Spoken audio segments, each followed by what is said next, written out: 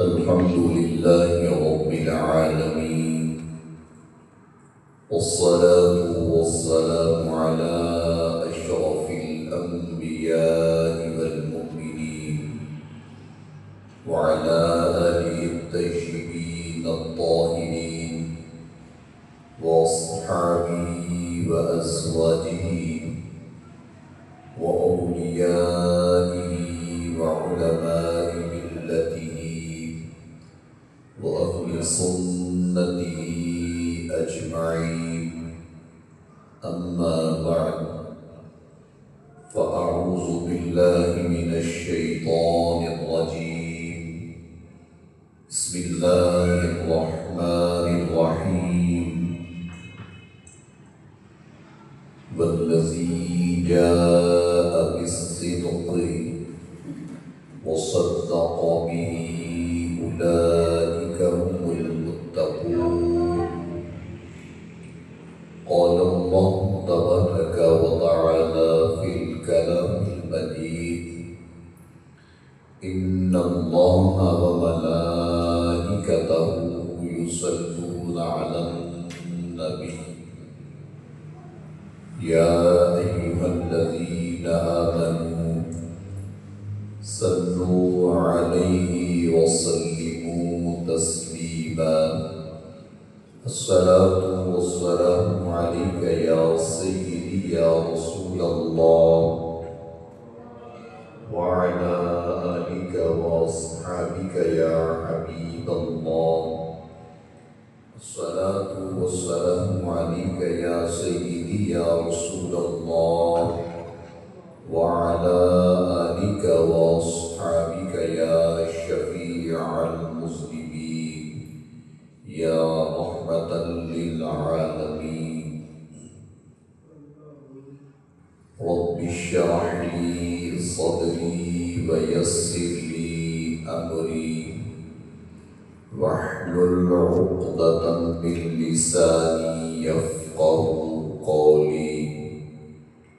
رب اشرح لي صدري ويسر لي أمري واحلل عقدة من لساني يفقه قولي. رب يسر ولا تعسر وتمم بالخير وبك نستعين. رب زدني علما، رب زدني علما، رب زدني علما. آمين بجاه النبي الكريم الأمين الرؤوف الرحيم. محتشم سامعین حضرات، خالق کائنات جل جلالہ وعم نوالہ وتم برہانہ وعظم شانہ کی حمد و ثنا اور حضور سرور کائنات فخر موجودات زینت بزم کائنات دستگیر جہاں غم غسار زمان قائد المرسلین خاتم النبیین احمد مجتبی جناب محمد مصطفیٰ صلی اللہ علیہ وآلہ وصحبہ وسلم کے دربار قربان میں ہدیہ درود و سلام کا نذرانہ پیش کرنے کے بعد میں اور آپ اللہ تعالیٰ کے گھر میں حاضر ہیں. دعا ہے بارگاہ الہی میں خالق کائنات ہم سب کی اس حاضری کو اپنی بارگاہ میں شرف قبول فرمائے. پچھلے جمعۃ المبارک سے ہماری گفتگو کا موضوع حضرت سیدنا صدیق اکبر رضی اللہ تعالی عنہ، جن کا یوم وصال اس مہینہ کی جمادی الثانی کی 22 تاریخ کو تھا، اس مناسبت کے لحاظ سے یوم صدیق اکبر اکثریت مساجد کے اندر اس کو بیان کیا جا رہا ہے، تو اس لحاظ سے پچھلے جمعۃ المبارک میں اس کا کچھ حصہ آپ نے سماعت کر لیا تھا، اور اختتامی گفتگو ہماری یہ تھی کہ جب آپ کی عمر مبارک 4 سال کی ہوئی تو آپ کے والد گرامی، جن کا نام ابو قحافہ ہے، وہ آپ کو بت خانے میں لے کے گئے اور جا کے کہا کہ اس خدا سے طلب کرو، یہ تمہارے خدا ہیں، اس سے کچھ مانگنا ہے تو مانگ لو۔ تو آپ فرماتی ہیں کہ میں نے اس سے کوئی کلام کیا کہ مجھے کپڑوں کی حاجت ہے، مجھے کھانے کی حاجت ہے۔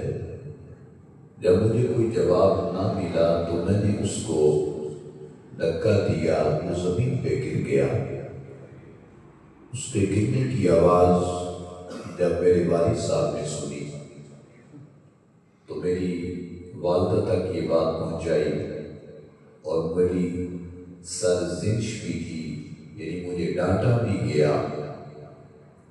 تو بلاخر میری والدہ کہنے لگی، اے عبداللہ کے باپ ابو قحافہ، اس بچے کو چھوڑ دو، میں نے آج تک تم سے ایک بات چھپا کے رکھی ہے۔ جب یہ بچہ پیدا ہوا تھا تو ہاتھ پہ غیبی سے مجھے آواز آئی تھی کہ اے اللہ کی بندی، تمہیں مبارک ہو، اس بچے کا نام آسمانوں کے اندر صدیق ہے، اور آنے والے وقت میں یہ محمد مصطفیٰ صلی اللہ علیہ وسلم کا ساتھی اور اس کا رفیق ہوگا۔ تو اس کلام کو بیان کرنے کے بعد، چونکہ یہ بات جب یہ قصہ ہوا تھا تو اس وقت آپ کی عمر 4 سال کی تھی، لیکن اب جس مجلس کے اندر یہ بات بیان ہوئی ہے وہ تو میرے مصطفیٰ کی محفل تھی۔ اب کس طرح یقین کر لیا جائے کہ یہ بات بالکل حق اور سچ ہے۔ فَنَزَلَ جبریل، اسی لمحے جبریل تشریف لائے اور آ کر عرض کرتے ہیں، یا رسول اللہ صلی اللہ علیہ وسلم، قال صدق ابو بکر وهو الصدیق، کہ میں جبریل اس بات کی تصدیق کرنے آیا ہوں کہ آپ کے ابو بکر نے ابھی ابھی جو کلام کیا ہے اس کلام کے اندر ایک لفظ بھی جھوٹا نہیں ہے۔ میں اس بات کی تصدیق کرنے آیا ہوں کہ جبریل اس بات کی تصدیق کر رہا ہے کہ ابو بکر اپنی بات کے اندر بالکل سچ بیان کر رہا ہے اور اس کی بات کے اندر کوئی خیانت نہیں ہے، وہ صدیق، وہ صداقت کی زبان بول رہا ہے۔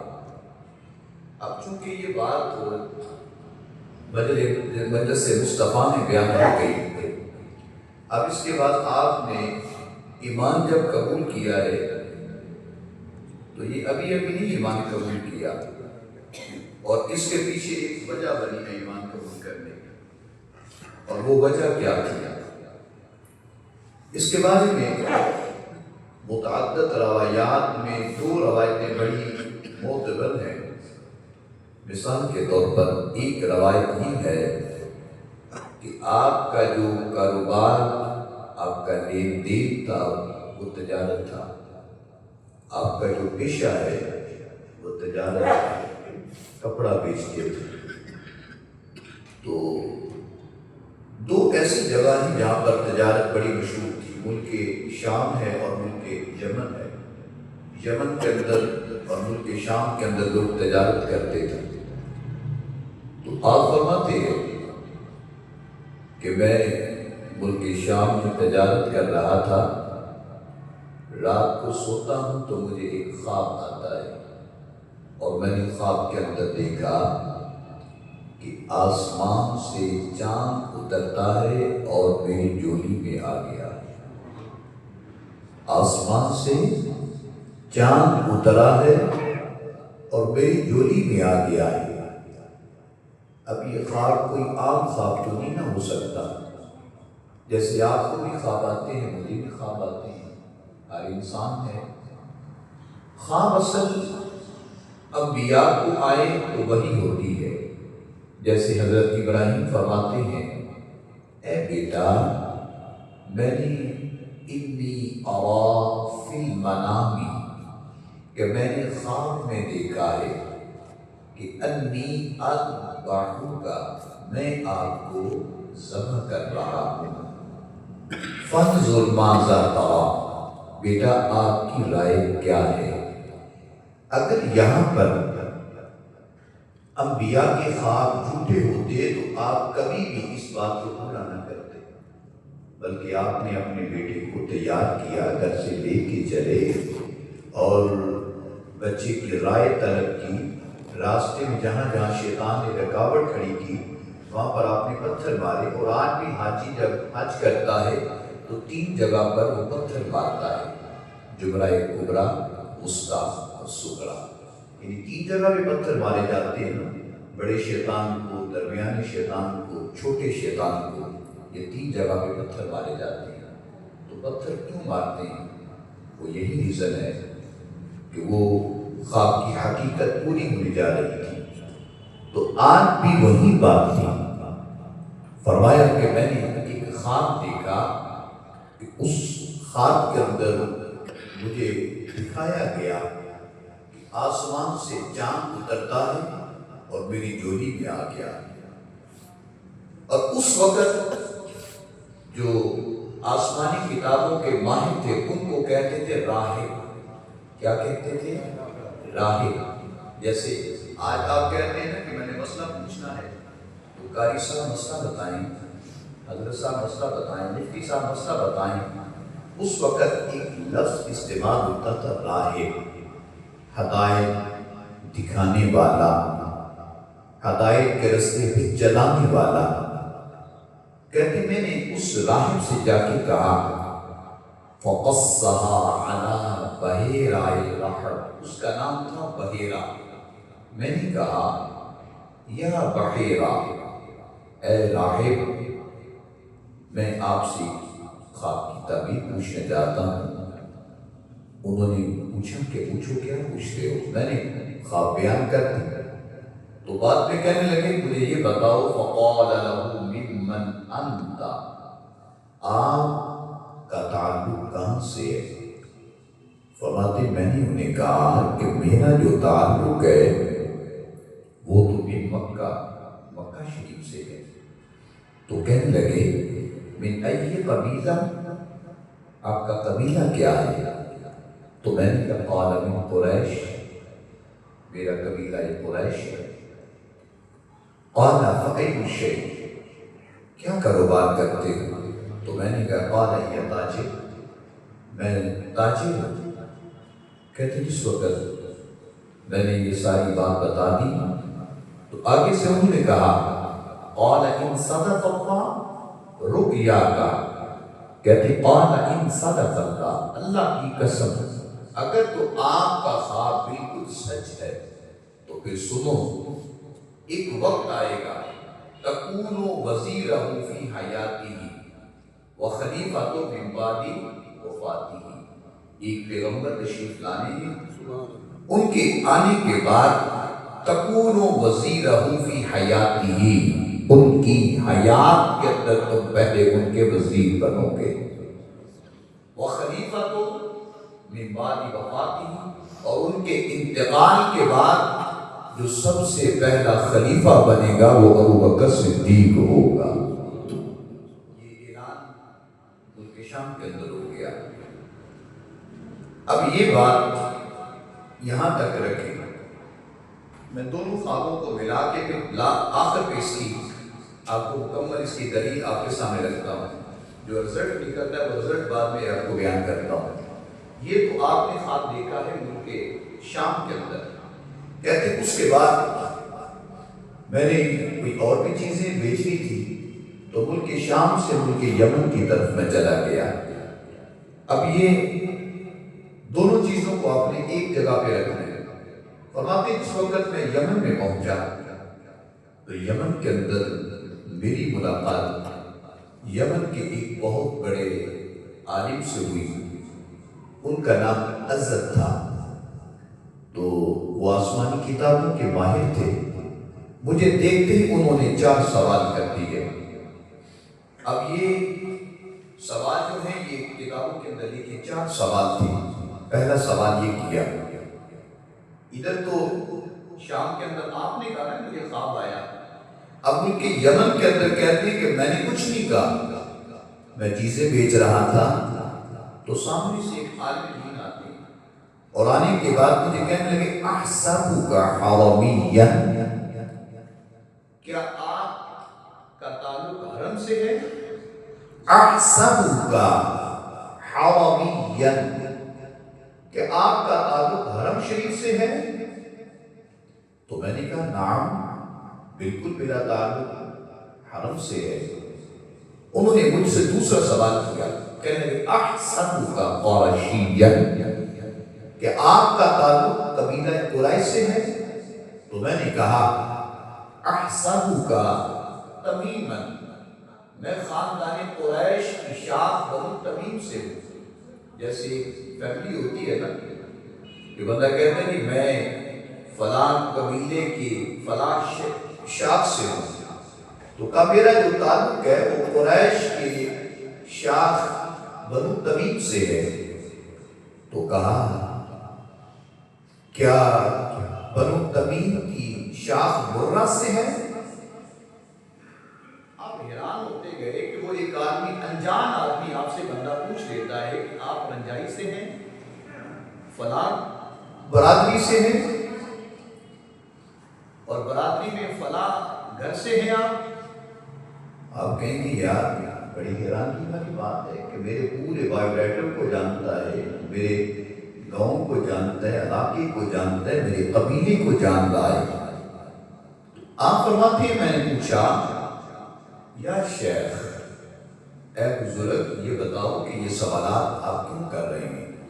تو مجھے انہوں نے کہا کہ 3 سوال میرے پورے ہو گئے۔ پہلا سوال کیا ہے کہ آپ حرم سے ہیں، پہلا سوال۔ دوسرا سوال آپ کا تعلق قبیلہ قریش سے ہے۔ تیسرا سوال قریش کے قبیلے سے کس شاخ سے ہو، بنو تمیم سے ہو۔ یہ 3 سوال ہو گئے۔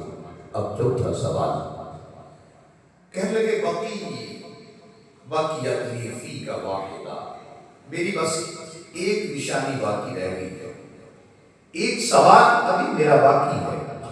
باقی اپنی فی کا واحدہ، اگر تم میرے ایک سوال کا جواب صحیح دے دو تو جو میں پوچھنا چاہتا ہوں میرے ہر سوال کا جواب مل جائے گا۔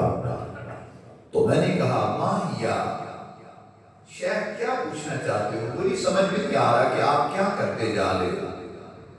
تو انہوں نے کہا نکشفی ان بطنی کا، اپنے نا پیٹ سے کپڑا ہٹاؤ ذرا۔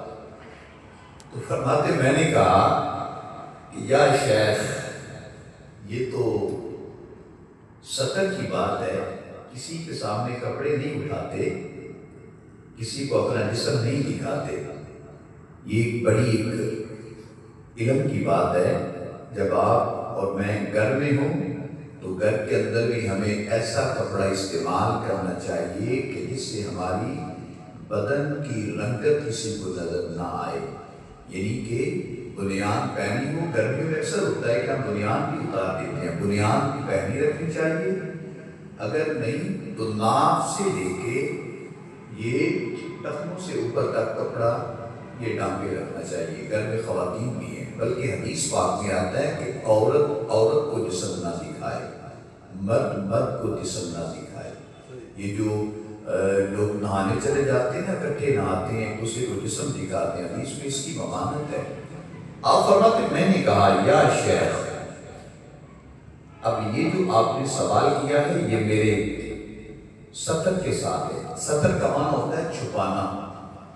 نماز کے جو فرائض ہیں، نماز کی جو شرائط ہیں، وہ 6 شرطیں ہیں نماز کی، ان میں سے ایک شرط ہے جسم کو چھپا کے رکھنا، کہ جسم کو وہ کپڑا پہناؤ جس کی اس کو ضرورت ہے۔ یعنی کہ ہم اکثر کہتے ہیں بچوں کو بیٹے پورے کپڑے پہن کے آؤ، اس کی بھی وجہ یہی بنتی ہے کہ نماز میں 6 شرطیں ہیں، ان میں سے ایک شرط ہے ستر عورت، جسم کا وہ حصہ جس کو چھپانا ضروری ہے۔ فرماتے ہیں میں نے کہا کہ یا شیخ، آپ تو سوال کرتے جا رہے ہیں، مجھے بس اتنا بتا دیں کہ آپ میرے بدن سے کپڑا کیوں اٹھانا چاہتے ہیں؟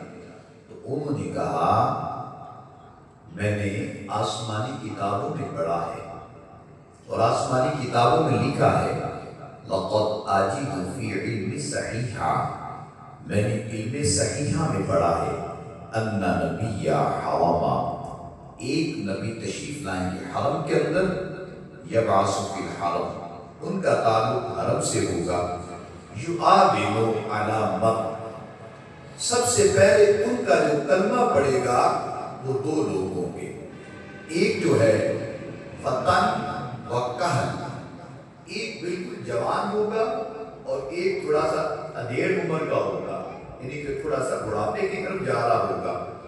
وہ جو نوجوان ہے وہ تو مجھے آج تک ابھی نہیں ملا، اور جو تھوڑا سا ادھیڑ عمر کا ہے، بڑھاپے کی طرف جانے والا ہے، وہ میں نے آپ کے اندر نشانیاں دیکھی ہیں، تو مجھے بس ایک چیز دکھا دو، میں بھی اس کے بعد آپ کو بتاؤں گا میں نے کیا کرنا ہے۔ فرماتے ہیں میں نے پوچھا کہ یا شیخ بتاؤ کیا چاہتے ہو؟ کہتے ہیں میں نے آسمانی کتابوں میں پڑھا ہے۔ یہ بات ایسا بڑی ایک انمول ہے، ایک انمول سی بات ہے۔ وہ شیخ کہتا ہے کہ میں نے آسمانی کتابوں میں پڑھا ہے کہ فوق سرتہ شامۃ وعلی فخذہ الیسری علامۃ، کہ اس کے بدن پر 2 نشانیاں ہیں، ایک بلیک کلر کا تل ان کے ناک کے نیچے یہاں پر ران میں، جس کو ہم پٹ کہتے ہیں، یہاں پہ ہے، اور ایک ناک کے بالکل اوپر ہے۔ تو یہ تو نہیں میں دیکھوں گا، لیکن آپ ایسا کریں کپڑا ہٹائیں، یہ ناک کے اوپر ایک بلیک کلر کا تل ہے، اگر میں نے وہ دیکھ لیا تو پھر میں آپ کو کوئی جواب دے سکتا ہوں۔ کہتے ہیں جس وقت میں نے اپنے کپڑے کو پیٹ سے ہٹایا تو وہ نشان انہوں نے دیکھ لیا، تو وہ شیخ چونکہ بہت بڑے تھے، ایک عالم تھے، تو فوراً آگے سے کہنے لگے ہوا انت رب الکعبہ، ان کا اب یہ جواب تھا ہوا انت رب الکعبہ، کہتے ہیں ہوا انت رب الکعبہ، مجھے کعبے کے رب کی قسم ہے، جس نشانی کو میں دیکھنا چاہتا ہوں وہ نشانی تمہارے اندر موجود ہے۔ اب یہ ساری بات بتا دی، اس کے بعد فرماتے ہیں کہ میری ان کے ساتھ بیٹھک ہوئی، کھانا پینا بھی ہوا، اور کچھ دیر بیٹھنے کے بعد میں شیخ صاحب کہنے لگے کہ میرا گھر ساتھ ہی ہے، آپ جتنے دن یہاں پہ رہے میرے پاس آتے جاتے رہے۔ تو کہتے ہیں یمن کے اندر میری ملاقات اور بھی بہت سے علماء سے ہوتی رہی، بالآخر میرا کام مکمل ہوا، وہ جو میں کپڑا بیچنے گیا تھا، تجارت کرنے گیا تھا، کچھ چیزیں میں نے یمن میں بیچ دی، کچھ میں نے شام میں بیچی تھی، میرا کام مکمل ہو گیا۔ کہتے اب میں واپس آنے لگا تو میں نے جا کے دروازے پہ دستک دی، میں نے کہا یا شیخ اب میں جانے لگا ہوں، کوئی پیغام ہے تو مجھے دے دیں، کوئی نصیحت دیا ہے تو مجھے کر دیں۔ تو کہنے لگے احامل انت منی ابیاتا قلتها فی ذلک النبی صلی اللہ علیہ وسلم علیہ، کہتے میں آپ کو ایک رکا دیتا ہوں، خط دیتا ہوں، وہ خط جا کے اپنے نبی جناب حضرت محمد مصطفیٰ صلی اللہ علیہ وسلم تک پہنچا دینا۔ کہتے انہوں نے مجھے کوئی اس خط کے اندر کیا لکھا ہے مجھے نہیں لگتا کوئی اشعار لکھے اور لکھنے کے بعد مجھے وہ خط دیا، فرماتے میں نے وہ خط سامان میں رکھا اور روانہ ہو گیا۔ اور جس وقت میں واپس آ رہا تھا تو ہوتا یہ تھا کہ آپ نے پڑھا ہے کتابوں کے اندر حضرت اما خدیجہ کبریٰ جو ہیں ان کا سامان بیچنے سرکار جایا کرتے تھے۔ تو جس وقت قافلے واپس آتے تھے نا تو قافلوں کا استقبال کرنے کے لیے جو مین مرکزی گیٹ ہوتا تھا شہر کا، لوگ وہاں پہ کھڑے ہوتے تھے، ہار پہنانے ہوتے، ان سے سامان رسیو کرنا ہوتا، سواریاں پکڑتے تھے، یہ طریقہ کار تھا۔ تو کہتے ہیں وہ مکہ شریف کے مین مرکزی گیٹ پر مجھے ایک وفد ملا، اس وفد کے اندر ابو جہل بھی ہے، ابو لہب بھی ہے، امیہ بھی ہے، یعنی مکہ کے وہ بڑے بڑے سردار جن کا ایک سکہ چلتا تھا، لوگ ان کے نام سے ڈرتے تھے، وہ سارے مرکزی گیٹ پر مجھے ملنے آئے۔ کہتے میں اسی وقت کی پریشان ہو گیا کہ کوئی بات ضرور ہے، ورنہ ملاقات تو پہلے بھی ہوتی ہے، لیکن آج یہ سارے لوگ مجھے یہاں جو ملنے آئے ہیں ان کے پیچھے کوئی وجہ ہے۔ فرماتے ہیں ابو جہل نے آتے ہی مجھے کہا، اے ابو بکر، آپ کے چلے جانے کے بعد یتیم و ابی طالب، یہ دیکھیں جملہ کتنا انہوں نے نصیحت والا بولا ہے۔ یہ بھی کہا جا سکتا تھا کہ وہ عبد المطلب کا جو ہوتا ہے، عبداللہ کا جو بیٹا ہے، طالب کا جو بھتیجا ہے، اس نے یہ دعویٰ کیا ہے، یہ بھی کہا جا سکتا ہے، لیکن انہوں نے یہ استعمال نہیں کیا۔ کہتے یتیم و ابی طالب، لفظ یتیم بولا، کہ یتیم و ابی طالب۔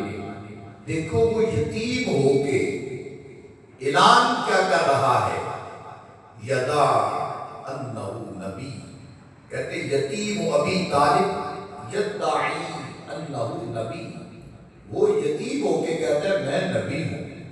ابو بکر تم ذرا سمجھدار ہو، لوگوں میں بیٹھنے والے ہو، اگر یہ اعلان ہونا ہوتا، ابو جہل کہتا ہے کہ دیکھیں ہماری حویلی ہر وقت پوری رہتی ہے، لوگ آتے جاتے ہیں، کھاتے پیتے ہیں، تو یہ تو میرے طرف آنا چاہیے تھا۔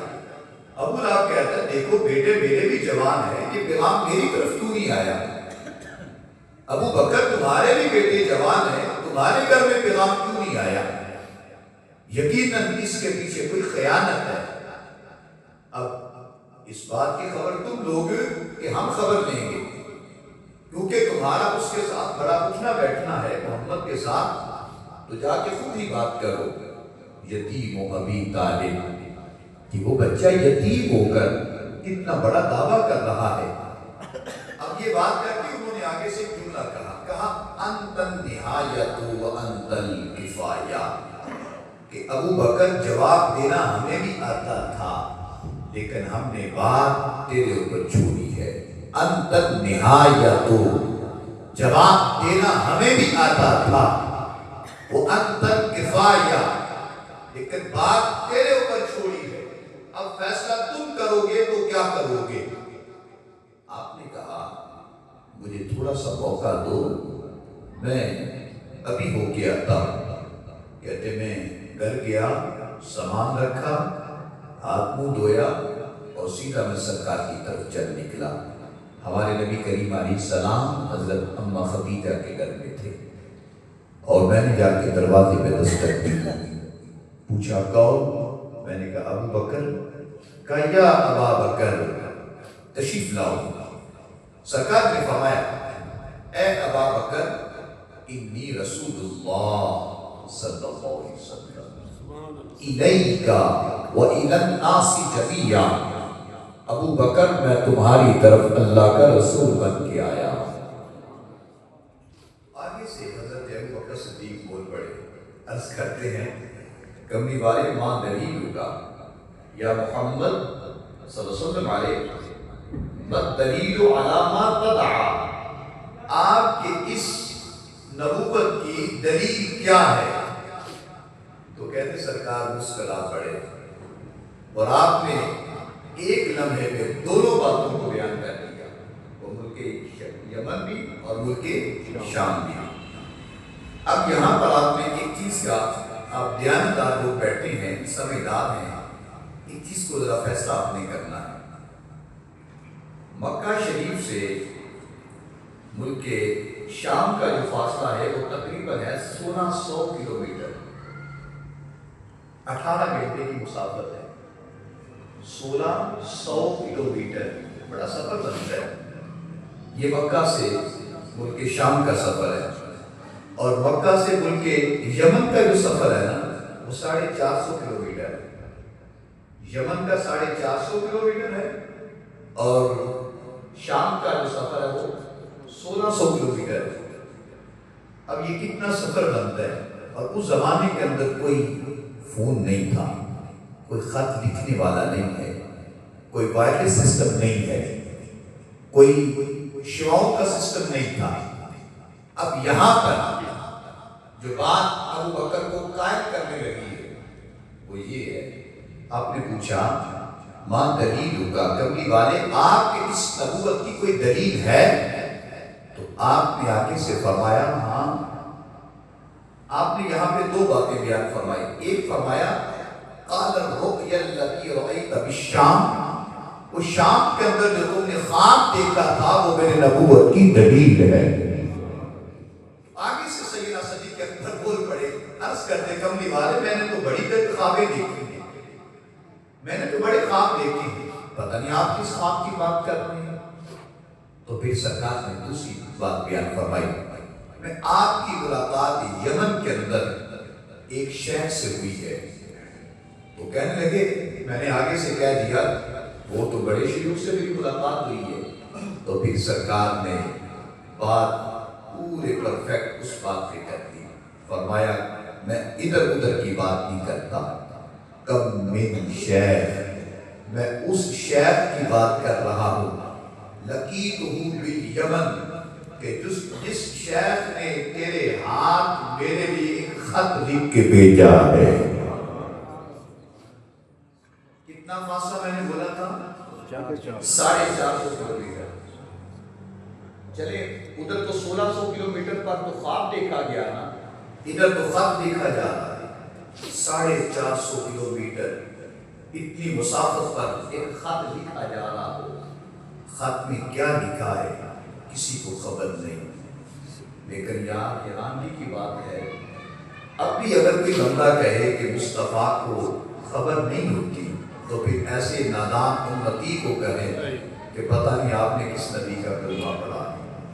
میرے مصطفیٰ تو وہ ہے کہ جو مکہ میں بیٹھ کر 450 کلومیٹر مسافت کی اتنی دوری پر دیکھ رہے ہیں کہ فلاں شیخ صاحب میرے لیے خط لکھ رہے ہیں۔ فمیں ابو بکر وہ ذرا خط تو مجھے دو۔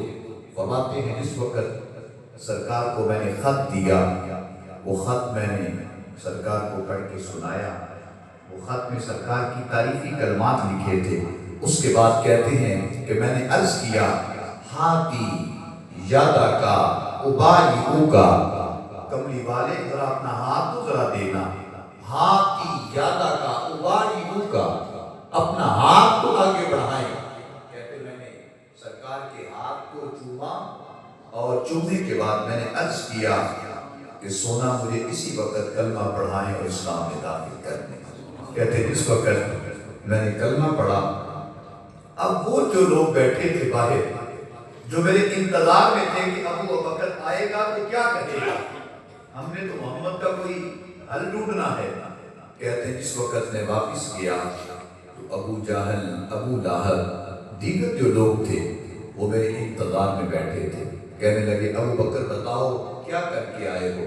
تو میں نے کہا اے مکے والوں سن لو، رب کعبہ کی قسم محمد جو کہتا ہے بالکل سچ کہہ رہا ہے، اس کی ایک ایک بات کے اندر صداقت ہے، حقیقت ہے، اس کی بات کو جھٹلانے والا برباد ہو جائے گا۔ انہوں نے کہا کوئی دلیل تو دو۔ کہنے لگے رب کعبہ کی قسم میں ملک یمن کے اندر ایک عالم سے ملا، وہاں پر میں نے خط لکھوایا، وہ خط کی خبر ان کو ہے۔ ملک شام کے اندر میں نے خواب دیکھا، اس خواب کی ان کو خبر ہے۔ اگر اتنی دوری پر وہ اس چیز کو جان سکتے ہیں تو پھر یاد رکھنا محمد تمہارے دلوں کے حالات کو بھی جانتا ہے۔ اگر نہیں تو اس بات کی طرف اور بھی دلیلیں ہیں، لیکن چونکہ بات بکھر جائے گی، واپس چلتے ہیں اپنی بات کی طرف۔ اب جس وقت آپ نے کلمہ پڑھ لیا، مردوں کے اندر آپ پہلے مسلمان ہیں، عورتوں کے اندر حضرت سیدہ خدیجہ کبریٰ ہیں، اور غلاموں کے اندر حضرت زید بن حارثہ ہیں، اور نوجوان لڑکوں کے اندر حضرت مولا کائنات مولا علی شیر خدا رضی اللہ تعالی عنہ ہے۔ اب یہ قافلہ بڑھتے بڑھتے جس کی تعداد 38 ہو گئی، 38 لوگوں نے کلمہ پڑھ لیا۔ اب مکہ شریف میں بہت زیادہ کوئی ابھی تعداد نہیں ہوئی، 38 تعداد ہے۔ عرض کیا کملی والے یہ بتائیں کہ ہمارے اسلام کے اندر حقیقت ہے؟ فرمایا بالکل، ہمارا اسلام سچا ہے، ہمارا قرآن سچا ہے، ہمارا رب سچا ہے۔ تو کہا پھر ہم چھپ کے باتیں کر رہے ہیں، مجھے ذرا اجازت دیں، میں جا کے حرم کے اندر کوئی 2 جملے کہنا چاہتا ہوں۔ فرمایا سرکار نے مجھے اجازت دے دی، تو میں جا کے حرم کے اندر درود پڑھا۔ میں نے کہا یا ایھا الناس، اے لوگو، الحمدللہ رب العالمین والصلاة والسلام علی اشرف الانبیاء والمؤمنین۔ میں نے اللہ کی تعریف کی، مصطفیٰ کی حمد و ثنا ہے، سرکار کی میں تعریفی کلمات کرتا رہا، اللہ کی حمد و ثنا کو بیان کیا، مصطفیٰ کی نعتیہ کلمات پڑھے۔ تو کہتے اسی وقت کفار کھڑے ہوئے، کوئی ادھر سے کوئی ادھر سے میرے اوپر حملہ شروع کر دیا، مجھے مارنا شروع کر دیا، یہاں تک ان کو یقین ہو گیا ابو بکر کے جسم کے اندر جان نہیں رہی، مجھے وہ مار کے چلے گئے۔ تو کہتے ہیں اب یاد رکھیں، سب سے پہلے جس نے حرم کے اندر جا کے خطبہ پڑھا، آج حرم کے اندر کوئی اعلان کرے تو بندہ کہتا ہے حرم کا قاری اعلان کرتا ہے، عبد الرحمن السدیس نماز پڑھائے، وہ جمعہ پڑھائے، ہم کہتے ہیں کہ ہم حرم کے امام کے پیچھے نماز پڑھ کے آئے۔ ارے جس نے سب سے پہلے حرم میں جا کے اعلان توحید بلند کیا، اس کا نام ابو بکر صدیق تھا۔ آپ نے جس وقت حرم کے اندر آواز کو بلند کیا تو آپ کی آواز کو دبانے والے لوگ وہاں پہ موجود تھے، آپ کو اتنا مارا کہ بلاخر یوں سمجھا گیا کہ آپ کے جسم سے جان جدا ہو گئی ہے، وہ آپ کو مار کے چلے گئے۔ آپ کی فیملی والے آپ کو آئے اور اٹھا کے گھر چھوڑ کے آئے۔ کچھ دیر کے بعد جب آپ کو ہوش آیا تو آپ کی والدہ پوچھتی ہے بیٹا کیا حال ہے؟ عرض کیا کملی والے حال کا چھوڑیں، عرض کیا اماں جی میرے حال کا چھوڑیں، بس مجھے اتنا بتائیں میرے محمد کا حال کیا ہے۔ تو فرمایا بیٹا مجھے کیا خبر تمہارے محمد کہاں رہتے ہیں؟ کہا یہ بتاؤ کہ عمر کے گھر کا پتہ ہے؟ کہاں کا عمر کی ہمشیر جو ہے ان کے گھر کی طرف چلو۔ تو فرمایا اپنی والدہ کے کندھوں پر سہارا لے کر سرکار کے پاس چلے تو میرے مصطفیٰ حضرت فاروق اعظم کی ہمشیرہ کے گھر میں تھے جن کا نام ام جمیل تھا۔ تو سرکار سے جا کے ملاقات کی، میرے مصطفیٰ نے گلے سے لگایا، پوچھا ابو بکر کیا حال ہے؟ عرض کیا کملی والے میرے حال کا چھوڑے، آپ کی زیارت ہو گئی، میری دید ہو گئی، میری عید بھی ہو گئی، دید بھی ہو گئی، میرے غم بھی سارے بھول گئے۔ محمد کی محبت میں ہزاروں ظلم سہتے ہیں، خدا پر تھی نظر زبان سے کچھ نہیں کہتے ہیں۔ عرض کیا کملی والے میں اپنی زندگی پر ساتھ دوں گا آپ کا، یقین رکھیں قدموں میں رہوں گا میں آپ کے۔ یہ الاشعار آپ کے جو آپ کے لیے تھے وہ پڑھے گئے۔ اس کے بعد میرے نبی کریم علیہ الصلوۃ والسلام نے ان کو بٹھایا، تسلی دی اور فرمایا پوچھا ابو بکر کوئی خواہش ہے تو بتاؤ۔ عرض کیا کملی والے والدہ ساتھ آئی ہے، کبھی دعا فرمائیں والدہ بھی ایمان کی دولت نصیب کر جائے میرے مصطفیٰ کے لیے۔ بس یہ ایک میسج تھا، آپ نے ہاتھ اٹھائے، رب نے میرے مصطفیٰ کی دعا کو قبول کیا، اور آپ کی والدہ واپسی پر جب گئی تو ایمان کی دولت لے کے گئی تھی۔ اسی طرح کچھ دیر کے بعد آپ کے والد صاحب بھی ایمان کی طرف آ گئے۔ آپ کی 4 پشتیں جو ہیں، یعنی 4 نسلیں جو ہیں وہ صحابی رسول، 4 نسلیں صحابی رسول۔ اور صحابی کون ہوتا ہے؟ جس نے میرے مصطفیٰ کی صحبت پائی، چاہے وہ آنکھوں سے نبینا کیوں نہیں ہے، سرکار کا کلمہ پڑھا، پھر ساری زندگی اسی پر گزار کے چلے گئے، اس کو کہتے ہیں صحابی رسول۔ اور صحابی کے لیے قرآن کیا کہتا ہے؟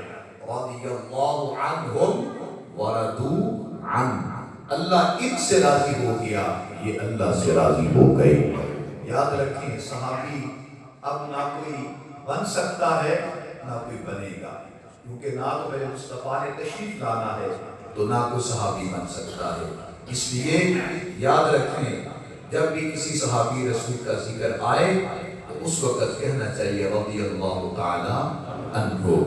تو جس وقت آپ نے اسلام قبول کیا، آپ کے خاندان والے اسلام کی طرف آ گئے، اب آپ کو یہ جو لقب ملا نا کہ آپ صدیق اکبر ہیں، وہ کس طرح ملا؟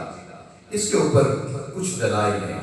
ایک تو یہ ہے، حضرت انس بن مالک کہتے ہیں، یہ بخاری شریف کے اندر ہے، روشی پڑھیے ذرا، صلاۃ و سلام علیہ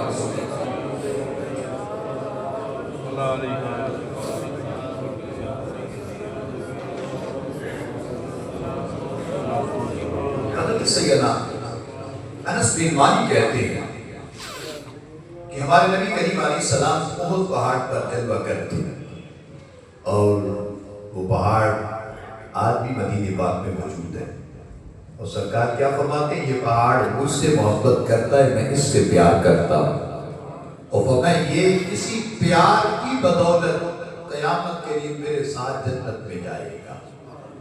یارو، ایک پہاڑ سرکار سے محبت کرے تو جنت میں جا سکتا ہے، ایک غلام اگر سرکار سے پیار کرے تو کیوں نہیں جائے گا؟ بس اتنا سمجھ لیں۔ اس کے سامنے ایک اور بھی پہاڑ ہے، وہ سرکار نے فرمایا یہ جہنم میں جائے گا۔ کیوں؟ فرمایا مشرکین جو ہے جو اس کے اوپر بیٹھ کے میرے خلاف باتیں کرتے ہیں تو یہ خوش ہوتا ہے۔ اب یہاں پر یہ بھی بات ہے کہ میرے مصطفیٰ یہ بھی جانتے ہیں کہ پہاڑ کون خوش ہوتا ہے اور کون ناراض ہوتا ہے۔ اگر پہاڑ کی نیچر کو کوئی جان سکتا ہے تو وہ آمینہ کے لال محمد مصطفیٰ صلی اللہ علیہ وسلم جان سکتے ہیں۔ اچھا، یہاں پر ایک بات آپ کے ایمان کے لیے میں کرتا رہا ہوں۔ جب سرکار تشریف لائے نا مکہ سے مدینے میں، تو ایک بکریاں چلانے والا آدمی بکریاں چلا رہا تھا، تو اس کی بکری کو بھیڑیے نے اٹھا لیا۔ یہ مشکاہ شریف کے اندر حدیث لکھی ہے، تو بھیڑیا اٹھا کے لے گیا، تو یہ چرواہا اس کے پیچھے بھاگا اور بھاگتے بھاگتے اس سے جا کے بکری کو چھڑا لیا۔ تو آگے سے نا بھیڑیا عربی زبان کے اندر بول کے پتہ کیا کہنے لگا، رب نے مجھے رزق دیا تھا، تم نے چھین لیا۔ تو کہتے میں حیران ہو کے کہنے لگا کہ تم ایک درندہ ہو کے عربی بول رہا ہے۔ تو اس نے آگے سے جو ورڈ استعمال کیا وہ یہ تھا، اس نے کہا کہ میرے الفاظ پہ حیران نہ ہو، مدینہ پاک میں ایک ایسے رسول تشریف لائے ہیں، ما کانا وما ہوا کائن، جو ہو گیا اس کو بھی جانتے ہیں اور جو قیامت تک ہوگا وہ اس کو بھی جانتے ہیں۔ اس لیے یہ مت خیال کرے کہ سرکار آپ کو نہیں جانتے، مجھے نہیں جانتے، میرے مصطفیٰ ہم سب کو جانتے ہیں۔ جبکہ اس بات میں آتا ہے کہ پورا ہفتہ درود پڑھو تو فرشتے اس درود شریف کو ٹرانسفر کرتے ہیں، اور جب جمعرات کی شمس سے لے کے جمعے کی شام تک جو بندہ درود شریف پڑھتا ہے تو میرے مصطفیٰ سنتے بھی ہیں اور اس کو خود جواب دیتے ہیں، محبت سے خود پڑھتے ہیں، الصلاۃ والسلام علیک یا رسول اللہ وعلی آلک واصحابک یا حبیب اللہ۔ یہ محبت سے پڑھنا چاہیے۔ سرکار سنتے ہیں، جانتے ہیں اپنے غلاموں کو کہ کون میرے لیے کیا پڑھ رہا ہے۔ وہ پہاڑ انس بن مالک کہتے ہیں کہ نبی کریم علیہ السلام کے ساتھ ہم پہاڑ پہ تھے، فصعد احدا، وہ پہاڑ ذرا وزن میں آ گیا، جھومنے لگا، پیار کرنے لگا، یعنی کہ جیسے ہوتا ہے ایک بندہ وزن میں آ جاتا ہے، خوش ہو جاتا ہے، وہ پہاڑ وزن میں آ گیا۔ تو سرکار دو عالم صلی اللہ علیہ وسلم نے اسی وقت اس پہاڑ کے اوپر اپنی ایڑی ماری، میں اس بت احد، اے پہاڑ رک جا، فَإِنَّمَا عَلَيْكَ، کیا تجھے خبر ہے تیرے اوپر اس وقت کون سوار ہے؟ علیکہ نبی، اللہ کے نبی ہے، وصدیق، تیرے اوپر ایک صدیق ہے، وشہیدان، تیرے اوپر 2 شہید ہیں، وہ حضرت فاروق اعظم اور مولا علی تھے۔ اب یہ بتائیں کہ علی بھی زندہ ہے، عمر بھی زندہ ہے، ابو بکر بھی موجود ہے، تو جو ان کی موجودگی کے اندر سرکار فرما رہے ہیں کہ عمر بھی شہید ہے، علی بھی شہید ہے، تو پھر ماننا پڑے گا کہ میرے مصطفیٰ کو رب نے علم سے نوازا تھا۔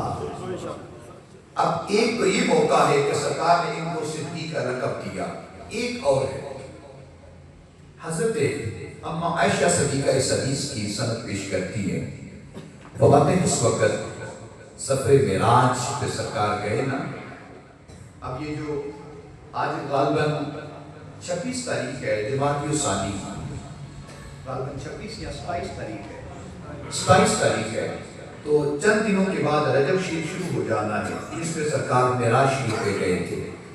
تو حضرت اما عائشہ صدیقہ فرماتی ہیں سرکار جب معراج پہ گئے نا تو حضرت ام ہانی کے گھر سے آپ نے سفر شروع کیا۔ آج وہ جو ستون ہے وہ حرم شریف کے اندر موجود ہے، جہاں پہ وہ راستہ ہے بیسمنٹ میں جاتا ہے، رکن جوانی سے بالکل پیچھے جب آپ واپس آئے نا تو برآمدے کے اندر وہ آج بھی ستون اس کو پر لکھا ہے بیت ام ہانی، یہ ام ہانی کا گھر تھا، سرکار یہاں سے سفر پہ گئے تھے۔ تو حضرت اما عائشہ صدیقہ فرماتی ہیں کہ سرکار جب واپس تشریف لائے تو جن لوگوں نے ابھی نیا کلمہ پڑھا تھا وہ لوگ اور ابو جہل کے جو ملنے جلنے والے تھے وہ آگے کہنے لگے، اے ابو بکر یہ بتاؤ اگر کوئی کہے، انہوں نے بات کیوں کی، اگر کوئی کہے کہ میں راتوں رات آسمان پہ گیا واپس بھی آ گیا، جب گیا تھا تو غسل کر کے گیا، دروازہ کھول کے گیا اور میں نے رب کو دیکھا، جنت کو دیکھا، جہنم کو دیکھا، واپس آیا ہوں تو میرا بستر بھی گرم ہے، دروازے کی کنڈی بھی ہل رہی ہے، اور شاور لے کے گیا تھا، پانی کے قطرے بھی ابھی ٹپک رہے ہیں، تو کیا کوئی کہے تو یہ بات مانی جائے گی؟ آپ نے فرمایا نہیں، یہ بات ماننے والی نہیں ہے، ایسے آنن فانن نہیں ہو سکتا۔ تو کہنے لگے ابو بکر اب سن، جس کا تو نے کلمہ پڑھا ہے وہ یہ کہتا ہے کہ میں آنن فانن گیا واپس بھی آیا، کہا رب کعبہ کی قسم کوئی اور کہے تو بات جھوٹی ہے، اگر میرا محمد کہے تو بات سچی ہے۔ انہوں نے کہا یہ کیسے ہو سکتا ہے؟ کہا سنو، کوئی اور کہے تو بات جھوٹی ہے، کیونکہ وہ اپنی مرضی سے بولتا ہے، محمد جب بھی بولتا ہے رب کے حکم سے بولتا ہے۔ وَمَا يَنْطِقُ عَنِ الْهَوَىٰ إِنْ هُوَ إِلَّا وَحْيٌ يُوحَىٰ، جب یہ بات میرے مصطفیٰ کو پتہ چلی تو سرکار نے فرمایا آج کے بعد میرا ابو بکر ہی بلکہ ابو بکر صدیق ہے۔ انشاءاللہ عزیز اگلے جمعے کے اندر ہم اس موضوع کو اختتام کریں گے اور اس کے بعد ساتھ ہی انشاءاللہ سفر معراج کا سفر شروع کر دیں گے۔ اللہ تعالی ہمیں عمل کی توفیق عطا فرمائے۔